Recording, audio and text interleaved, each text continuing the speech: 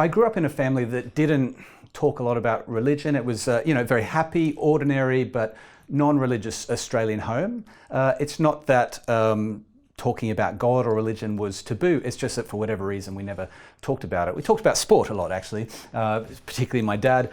So busy, active teenager, playing lots of sport.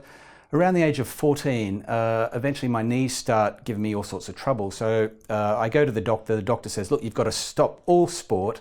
You've got a problem. It's called Osgood-Schlatter's disease. And if you don't stop, it's just going to get worse and worse and worse. So you can imagine suddenly this busy, active, sporty 14-year-old, and suddenly I don't have this activity keeping me busy all the time.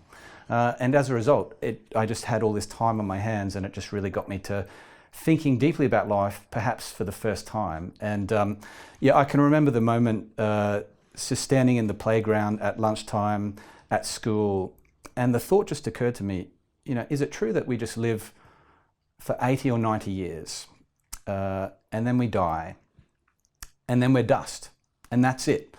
Everything. So the thought just came randomly to you? Yeah. I think, looking back, I think it was a culmination of two things. One, the fact that I had a lot more time on my hands, which meant it forced me to think. And I think a lot of the reasons that we don't think as human beings is that we're distracted. We're so busy. So suddenly I'm not busy anymore. Secondly, I'm 14. It's like a midway point between childhood and adulthood. And I think that itself sort of forces you to think, who am I? Who am I becoming?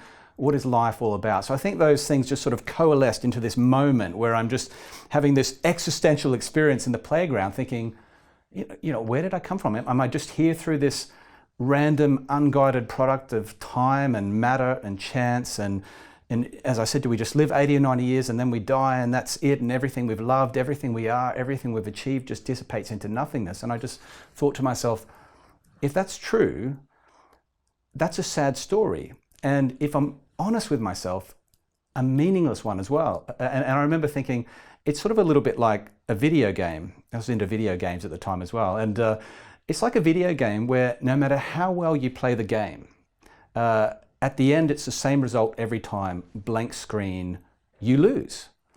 And I think that sense of, wow, that feels so meaningless. Is that the true story? Is that the real story? It doesn't feel like the real story. For me, that was the beginning of trying to work out what life is actually at its core all about.